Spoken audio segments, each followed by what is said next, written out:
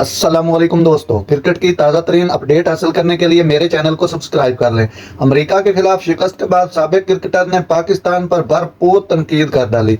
ICC men's टी20 world cup 2024 में America के खिलाफ शिकस्त के बाद पाकिस्तान के लेजेंडरी क्रिकेटर्स इंजमामुल हक, वकार यूनिस और शाहिद अफरीदी ने कौमी टीम पर भरपूर गुस्से का इजहार किया, भरपूर बरहम हुए और उन्होंने बहुत इनकी छितरौल कर डाली। सुपर ओवर में शरीक मेजबान 19 रन के हदफ का ताक़ुब करने में नाकाम रहे।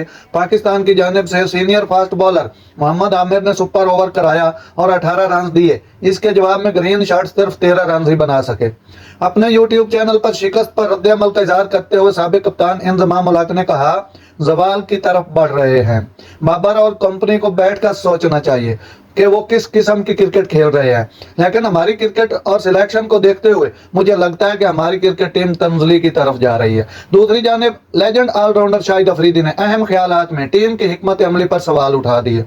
उन्होंने सुपर ओवर की पहली गेंद खेलने के लिए फखर के बजाय इफ्तिखार का इंतखाब करके बहुत गलती की। दूसरी जानब legend fast bowler Waqar Younis ने अमेरिका की पाकिस्तान के खिलाफ फतह को तारीखी करार देते हुए कहा कि कौमी टीम बेबस दिखाई दे रही थी। अमेरिका ने अपने इब्तदाई खेल में पाकिस्तान को ग्राउंड किया। तारीख दर्ज हो चुकी है, पाकिस्तान मैदान में थका हुआ और बेबस नजर आया। अमेरिका को शानदार फतह पर मुबारकबाद, वकार ने ट्वीट किया। नाज़रीन, ऐसी बर वक्त खबरें सुनने के लिए मेरे चैनल को सब्सक्राइब कर लें। अल्लाह हाफिज।